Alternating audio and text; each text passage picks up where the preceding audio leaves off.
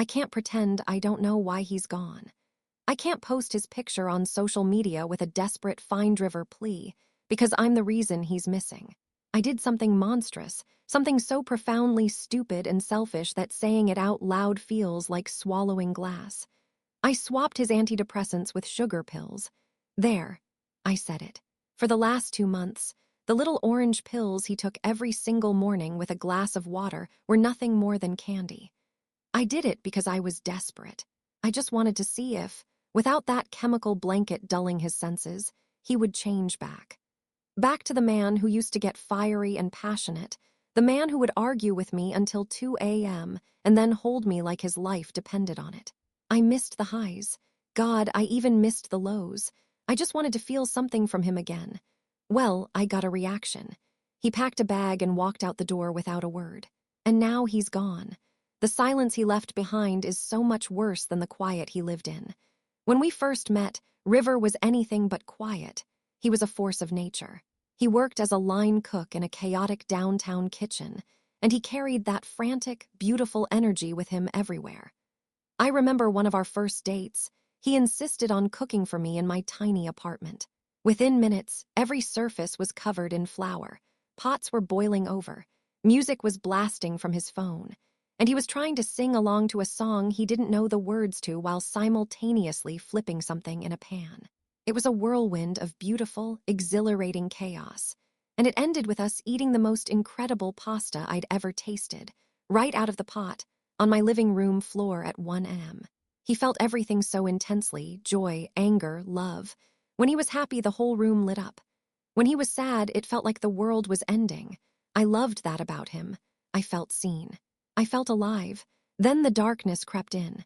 It wasn't sudden. It was a slow fade, like a photograph left in the sun. He started calling in sick to work.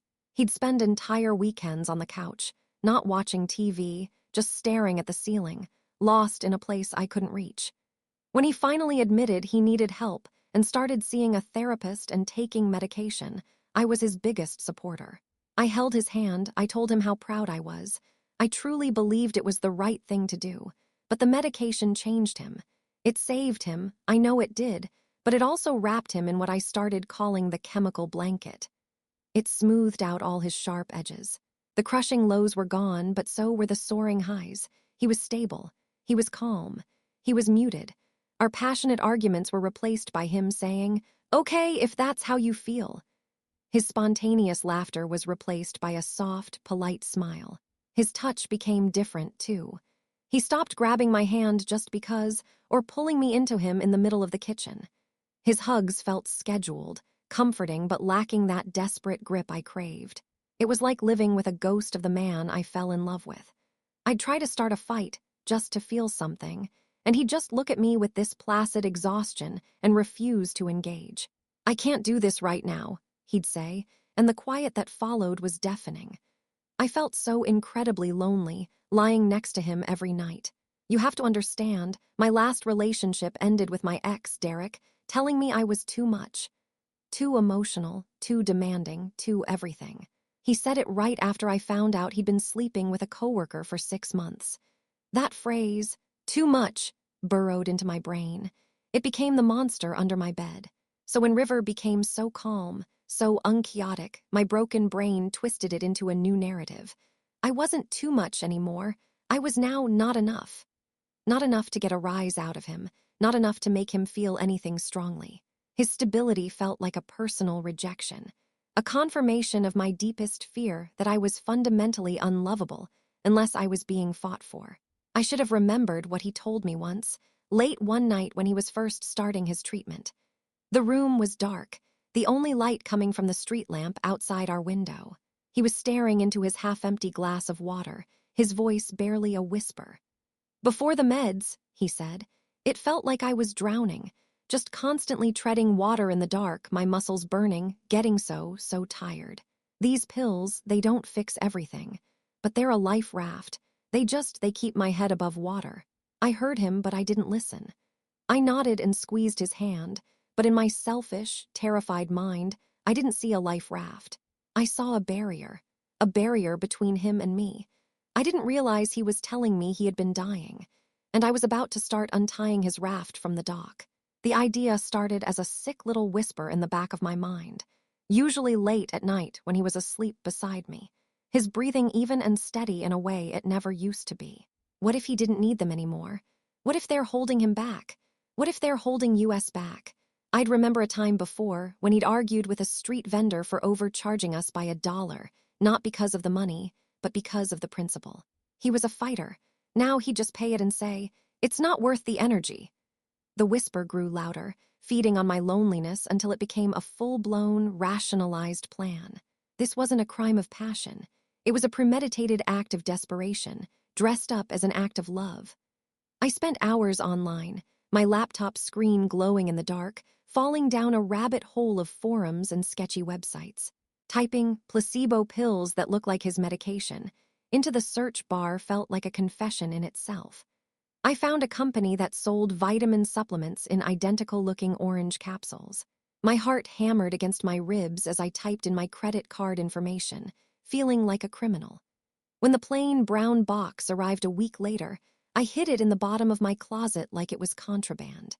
The switch itself was sickeningly easy. One afternoon while he was at work, I took both bottles into the bathroom and locked the door. My hands were surprisingly steady. I poured his real medication out onto a clean white towel, the little orange capsules looking so innocent and small. Then I opened the bottle of placebos. They were a perfect match. The sound of the fake pills rattling into his prescription bottle was the loudest sound in the world. I carefully refilled it, screwed the cap back on, and hid the real ones in an old shoebox, buried under sweaters I never wear. As I looked at my reflection in the mirror, I saw a stranger, a pale, determined liar. "This is a test of our love," I whispered to her, "not a betrayal. I'm just helping him remember who he is, who we are." The first week was intoxicating. It was a terrifying, exhilarating confirmation of my twisted theory.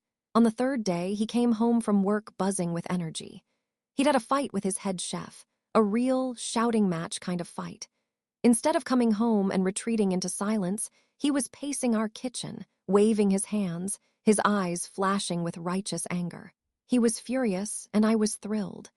"He's back," I thought, a sick sense of victory washing over me.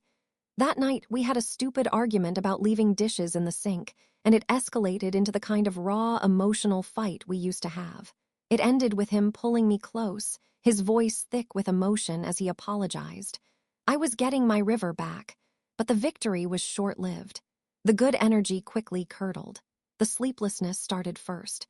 I'd wake up at 3 a.m. to find him sitting in the living room, staring into the dark. Then came the anxiety.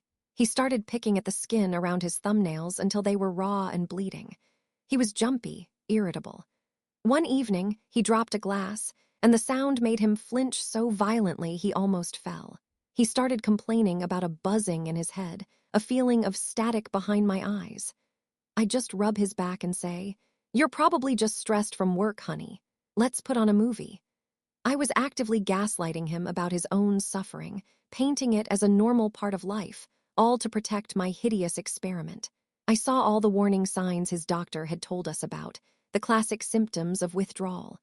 And I ignored every single one of them, telling myself it was just part of the transition. I was so focused on the passion, I thought I was reigniting that I was blind to the fact that the fire was burning him alive. The breaking point wasn't a dramatic explosion. It was quiet, meticulous, and 1,000 times more devastating. He was looking for his passport for a work thing he had to file. He was convinced it had fallen behind the dresser in our bedroom. As he pulled the heavy piece of furniture away from the wall, he knocked over a stack of boxes on the top shelf of my closet. Old yearbooks, photo albums, and the shoebox. The one with his life wrapped inside. It landed on the floor with a soft thud. The lid came loose. The little orange capsules, his real ones, spilled out onto the beige carpet like a scattering of toxic seeds. He just stopped. He stared at the pills, then at the empty shoebox, then back at the pills. He didn't say anything. He just crouched down and picked one up, rolling it between his thumb and forefinger. The silence in the room was absolute. I was standing in the doorway, my blood turning to ice. My mouth was dry. I could feel my entire world teetering on the edge of a cliff. He looked up at me. His eyes weren't angry. They weren't yelling. They were just empty, devoid of everything that had ever been between us. He held up the pill. "What is this?" he asked, his voice eerily calm. And I did the most pathetic thing. I tried to lie. I don't know, honey. Maybe they're old vitamins. I forgot they were even in there." He didn't even blink. He just slowly stood up, walked to the bathroom, and came back with the prescription bottle from the medicine cabinet. The one full of my sugar-coated lies. He unscrewed the cap and poured one of the fake pills into his other hand. He held both hands out to me, a capsule in each palm. The real one, the fake one. They were identical. "They're identical," he stated. It wasn't a question. It was a verdict. My lies crumbled. I started sobbing, a messy, incoherent stream of "I'm sorries," and "I just wanted you back," and "I love you so much." I tried to explain the chemical blanket, the loneliness, Derek, everything. But the words were just noise. He listened, his face a perfect mask of stillness. When I finally ran out of air, he looked at me, really looked at me for the first time in weeks. And he said the words that will haunt me for the rest of my life. He didn't raise his voice. He just said, with a terrifying clarity, "So you would rather watch me drown than believe I loved you quietly." He used my own metaphor against me. The life raft, the drowning, he remembered. And he knew exactly what he was risking. In that moment, I understood the depth of my cruelty. I hadn't just tested him. I had taken the one thing that was keeping him alive and told him my love was more important. He didn't wait for another apology. He didn't pack a suitcase. He just picked up his backpack from the floor, walked past me without a glance, and left the apartment. I stood there, surrounded by the evidence of my crime, listening to his footsteps fade down the hall, still clinging to the stupid, desperate hope that he was just going for a walk to cool off. The first few hours after he left were a blur of denial. I cleaned up the spilled pills, hiding the evidence as if that could somehow undo what I'd done. I told myself he'd be back by dinner. When he wasn't, I told myself he was staying at a friend's place to teach me a lesson. I deserved it, I thought. He'll make me sweat for a day, and then he'll come home. But when I woke up the next morning to an empty bed, the denial began to crack, and pure, undiluted panic seeped in. I called his phone, straight to voicemail. I texted him, a dozen frantic, rambling messages filled with apologies and pleas. No reply. The single gray checkmark on WhatsApp became my personal symbol of torture. Delivered but not read. By the second day, I was a wreck. I called his work, pretending to be casual, asking if he was on shift. The manager, a woman named Maria, sounded confused. "No," he called out, said it was a family emergency. That's when I broke. I called our mutual friend, Evelyn. We'd all been friends for years. I thought she, of all people, would comfort me, would tell me it was a mistake, but that we could fix it. I sobbed the whole story out to her over the phone, my voice cracking, making myself sound like the victim. "I just miss him so much, Ev. I did a stupid thing, but he's overreacting, isn't he? He can't just disappear." There was a long, heavy silence on the other end of the line. It stretched for so long I thought the call had dropped. When Evelyn finally spoke, her voice was glacial. It was a tone I had never heard from her before. "You didn't do a stupid thing," she said, each word a perfectly formed shard of ice. "You abused him. You medically abused him. Do you have any idea how dangerous that is? People die from that. You nearly killed him for what? Because he wasn't performing his love for you dramatically enough." She took a breath, and her next words hit me like a physical blow. "Don't call me again. And for God's sake, leave him alone. He's finally safe from you." She hung up. The dial tone buzzed in my ear, a soundtrack to my new reality. I wasn't the heartbroken girlfriend. I was the villain, the abuser, the one he needed to be safe from. The final nail in the coffin of my self-delusion came later that night. I was aimlessly tidying his desk, a pathetic attempt to feel close to him when I saw it, a crumpled piece of paper in the trash can. I smoothed it out. It was a list, written in his familiar, messy scrawl. At the top, it said, "Anniversary trip surprise." Below was a list of things to book. A specific seaside inn I'd mentioned loving once, reservations at a tiny seafood restaurant, notes about scenic drives along the coast. It was all for me. It was a quiet, meticulously planned gesture of love, the very kind I had accused him of being incapable of. He hadn't been empty. He hadn't been distant. He had been planning our future, silently, while I was busy plotting to destroy his present. The crumpled paper felt like the wreckage of a life I had just burned to the ground. All avenues are closed now. His number still goes straight to voicemail.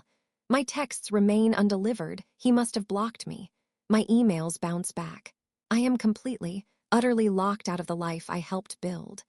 The only window I have left is the one I hate the most, the one that offers a view but no entry: social media.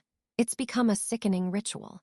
I spend my nights in the dark, the blue light of my phone illuminating my tear-streaked face, a digital ghost haunting the edges of his world. I can't see his profiles. He blocked me there first, but I can see his family's. His sister, Chloe, is a prolific poster. Her feed, once a source of cute baby pictures and family barbecue snapshots, has become my own personal circle of hell. For the first 72 hours, there was nothing. Then, last night, a new post appeared. It was a picture taken in her backyard. The focus was on her toddler playing with a dog, but in the background, out of focus, was a figure sitting on the porch steps. It was him, River. He looked thin, exhausted, a shadow of himself, but he was there. He was safe. Chloe's caption was simple, a dagger disguised as a sentence. "So glad my brother is home for a while. We'll take care of him. Everything is going to be okay. Home, not our apartment, her house. We'll take care of him." The implication was clear. "We'll protect him from you." I've been refreshing that post obsessively, pathologically. I watched the likes tick up. I read every single comment. "Sending love to River. So glad he's with family. Hope he feels better soon." Each one is a tiny, public confirmation of my monstrosity. They're all rooting for his recovery, and his recovery meant getting away from me. I am the sickness he is healing from. I scroll through the comments, my thumb trembling, half hoping, half dreading that someone will mention my name. But they don't. I don't exist. I've been erased from the narrative. I am just the unspoken why behind his pain. This is my life now. I am a stalker, a voyeur of the happiness and healing I am not allowed to be a part of. I sit in the silent, empty apartment we once shared, a place that feels more like a tomb every day, and I watch his life begin again from a distance, through a cracked phone screen. He's breathing again, and I am the one left underwater.